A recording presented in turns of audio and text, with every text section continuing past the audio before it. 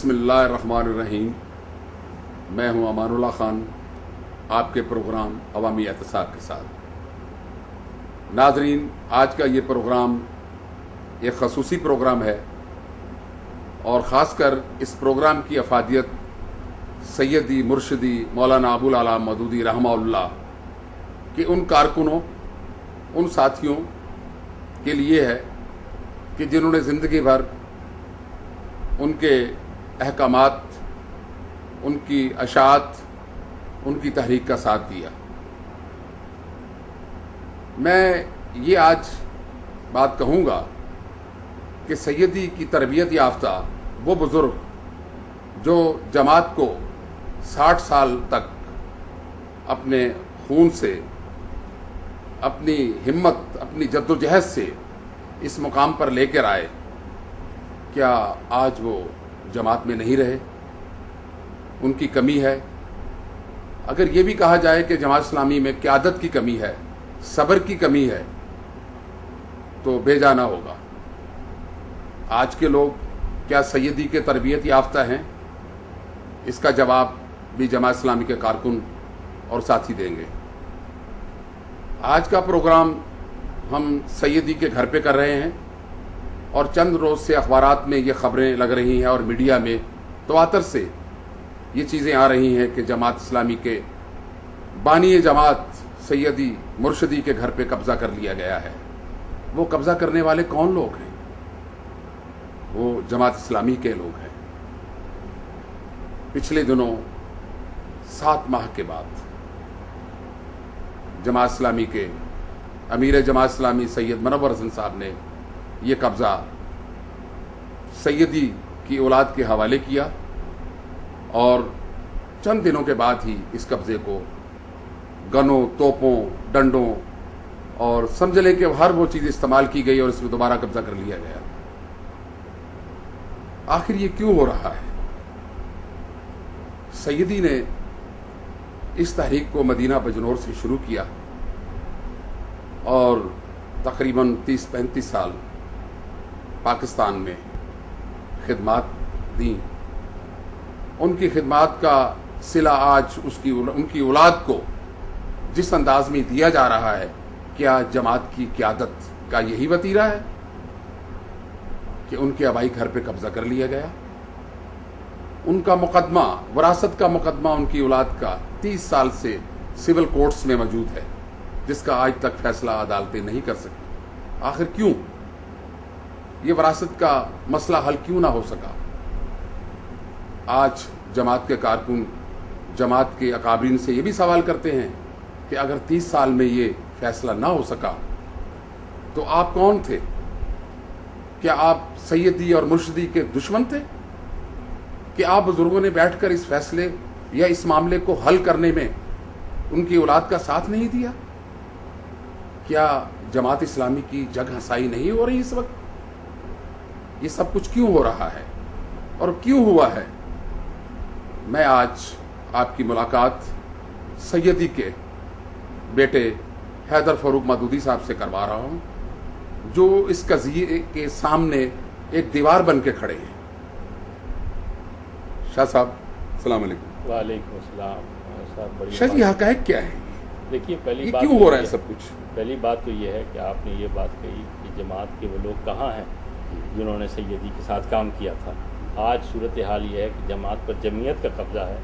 काजी हुसैन अहमद, मुनव्वर हसन, ये सब जमीयत के लोग हैं। लियाकत बलोच, हाफिज़ इदरीस, ये सब जमीयत के अब लोग। अब इस वक्त जमीयत का कब्ज़ा है और जमीयत ने जो कुछ हमारे तालीमी इदारों में जो गुंडागर्दी, बदमाशी और इस मुल्क को जो तहस नहस किया है, वही अब ये जमात के ऊपर कब्ज़ा करके ये पूरे मुल्क में करना चाहते हैं। आपको शायद याद नहीं है कि गोलबाग में मुजीब का जलसा था। इन्होंने वो जलसा उठाया और मुजीब को तकरीर नहीं करने दी और जलसा पे आग लगा दी सारी। और मुजीब ये कहते हुए, ये जाते हुए कह के गया था कि मदूदी अब वहाँ कदम रख के दिखाओ, जलसा करके दिखाओ। अब फिर हमारे वालिद वहाँ ढाका में उतर तो गए लेकिन पलटन मैदान में पहुँच नहीं सके। फिर भाषानी के साथ इन्होंने भाषानी के मुँह पर तमाचे मारे, उसकी दाढ़ी नोची और उसकी आँखों में मिर्चें डाली। और उसके बाद अलबदर और शम्स इन्होंने फ़ौज और आईएसआई के साथ मिलकर वहाँ बनाई। और ये खुर्रम जा मुराद उसका इंचार्ज था और हबूदुर रहमान कमीशन उस गवाह है کہ اس بدبخت نے، شیطان نے، یہ خرم مراد نے 15 بنگالیوں کو لائن میں کھڑا کر کے 3 ناٹ 3 کی گولی ٹیسٹ کی ہے۔ انہوں نے اس ملک کی جڑ بنیاد ہلا کے رکھ دی ہے، مذہب کے نام پہ غنڈہ گردی ہے، بدماشی، یہ اسی کا یہ شاخسانہ ہے، اور وہی اسی کے ہم بھی شکار ہو رہے ہیں۔ نہیں شاہ جی، اصل مسئلہ جو ہے نا جی، ہم جس بات پہ آج پروگرام کر رہے ہیں، دیکھیے اسی کو میں آگے لا رہا ہوں۔ دیکھیے حاضر ہوئے ہیں، میں ایک منٹ ذرا میری بات ختم ہو لینے دیجیے۔ دیکھیے جو تعلیمی اداروں میں جو کچھ انہوں نے کیا ہے، جس طرح سے لوگوں کو قتل کیا ہے، جس طرح کی، اور وہ لوگ جو ہمارے والد سے شکایت کرنے آئے، اور جبکہ ہمارے والد نے کہا کہ جب وہ ان سے کہیے کہ اپنے بچوں سے کہ وہ ہمارے جو طلبہ تنظیم ہے اس کی مخالفت نہ کریں، اگر وہ کریں گے تو پھر یہی ہوگا، وہ ان لوگوں کی بددعائیں آج ہم تک پہنچی ہیں، اور ہمارے ساتھ جو کچھ ہو رہا ہے یہ ان لوگوں کی بددعائیں ہیں جو ہم تک پہنچی ہیں، اور ہم اسے بڑے ٹھنڈے پیٹوں ہم ٹھیک ہے یہ مقدر سمجھ کے ہم اسے برداشت کر رہے ہیں کہ ٹھیک ہے جس سے ہمارے پالے ہوئے ہیں، اور ہمیں نہ بھونکیں گے، ہمیں نہیں نوچ کھائیں گے تو اور کس کو نوچ کھائیں گے؟ ان کا حق بنتا ہے کہ ہمیں نوچ کھائیں۔ اور شاہ جی مجھے بتائیں کہ آج جو کچھ ہو رہا ہے اس سے پہلے کیا قاضی حسین احمد کی قیادت تک کوئی ایسے معاملات قاضی جب پہلی دفعہ جب ہوا تھا، پہلی دفعہ جب حملہ ہوا تھا تو قاضی نے کروایا تھا سارا۔ میں لاہور پاکستان میں ہی تھا، میں ہندوستان گیا ہوا تھا، یہی 150-200 لڑکے آئے اور انہوں نے آ کے میرا سامان اٹھا کے باہر پھینک دیا، میری بیوی اور میرے بچوں کو ایک کمرے میں بند کر دیا، 3 دن تک وہ اندر بند رہے اور اسے باہر نکلنے نہیں دیا۔ اور اس کے بعد جب میری بیوی تھانے گئی تو انہوں نے کہا کہ جناب میاں عثمان جو MNA ہے جماعت اسلامی، انہوں نے منع کیا کہ جناب FIR ہوگی۔ اس کے بعد میں ہائی کورٹ گیا، ہائی کورٹ جا کے راجہ افراسیاب تھے ہائی کورٹ کے جج، ان سے کیا کہ FIR درج کروائی، وہ FIR لے کے میں طارق کھوسا صاحب جو SSP تھے ان کے پاس گیا، انہوں نے کہا جہاں جماعت اسلامی اور جمعیت کے اگینسٹ ہے مجھے 5 لاکھ روپے آپ رشوت دیجیے تب جا کے میں اس کو عمل کرواؤں۔ تو میرے پاس تو بھائی 5 لاکھ نہیں تھے عمل کروانے کے لیے، اور اس کے بعد میں تھانے میں پھرتا رہا، اس کے بعد فائل ہی کبھی نہیں ملی۔ اچھا شاہ جی بات اتنی ہے کہ آج یہ جو گھر ہے جی جس کی اراضی 2 کنال ہے، 5 کنال ہو گیا جتنی بھی ہے، اور ہم 9 بہن بھائی ہیں، ہم اس میں تقسیم ہو کے مشکل 10-11 مرلے آتے ہیں۔ اگر 10-11 مرلے آتے ہیں تو 10-11 مرلے کی کوئی قیمت نہیں ہے، جماعت اسلامی کے سامنے کوئی قیمت نہیں ہے، جماعت اسلامی کے کابرین کے سامنے اس کی کوئی قیمت نہیں ہے، کیونکہ جماعت اسلامی کوئی غریب جماعت تو نہیں ہے اس ملک کی، ایک امیر جماعت ہے، ان کے اپنے اثاثے بہت کچھ ہیں، اور دوسری بات یہ ہے کہ یہ گھر جو ہے یہ بانی جماعت کی ان کا ذاتی گھر ہے، یہ کوئی جماعت اسلامی کی پراپرٹی تو نہیں۔ مجھے یہ تو نہیں پتا مان اللہ خان صاحب معاف کیجیے گا کہ جماعت اسلامی امیر جماعت ہے یا نہیں ہے، غریب جماعت ہے، لیکن میں یہ جانتا ہوں کہ جو لوگ جماعت اسلامی میں آئے جمعیت کے وہ 1 ارب پتی ہیں، 1 ارب پتی ہیں، انہوں نے وہ جناب جماعت اسلام اور ملک و قوم کے نام پر، ملت کے نام پر وہ لوٹ مار مچائی ہے کہ اگر میں آپ کے سامنے تفصیل رکھوں تو آپ کی آنکھیں کھل جائیں گی۔ کون لوگ ہیں؟ جی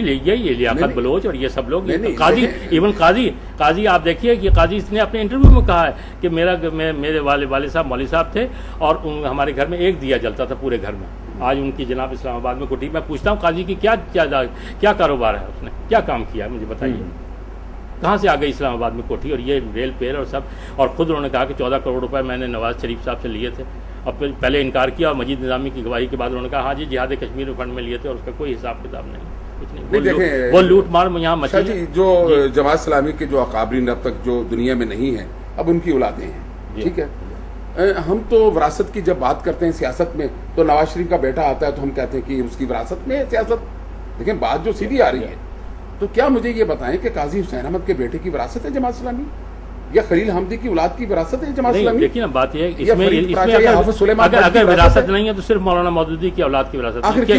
اور اس کی وجہ یہ ہے کہ انہوں نے ہمیں جماعت و جمعیت سے اس طرح باہر رکھا جیسے کوئی جسے دیکھتے ہیں نا پڑیا بیچنے والے جو لوگ ہوتے ہیں نا وہ اپنی پڑیاں باہر رکھ کے آتے ہیں گھر میں نہیں لے کے آتے، انہوں نے ہمیں اس طرح سے محفوظ رکھا، جیسے ڈرگ بیچنے والے جو ہوتے ہیں انہوں نے ہمیں اس طرح سے، اور ہمیں ان کا سب سے بڑا ان کا احسان یہ ہے کہ انہوں نے ہمیں ان ساری چیزوں سے محفوظ رکھا، جماعت اور جمعیت سے۔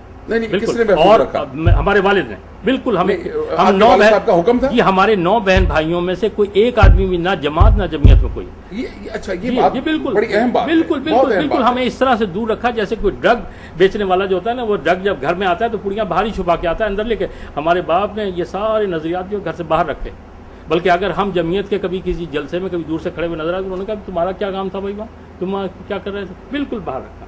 آخری کیوں ایسا؟ جی وہ جانتے تھے کہ اس کے نتائج کیا نکلیں گے، وہ جانتے تھے اس کے نتائج کیا نکلیں گے، انہوں نے ہمیں اس طرح، اور اس کے باوجود یہ دیکھیے یہ ہم پر گنڈا گردی گنڈے اور بدماش چڑھ کے آ رہے ہیں۔ اچھا شاہ جی، کیا موجودہ جماعت اسلامی اور اس کی قیادت سیدی کے نظریات کو چھوڑ بیٹھی ہے؟ دیکھیے بات یہ ہے کہ مذہبی جماعتوں میں بدترین آمریت ہوتی ہے، وہاں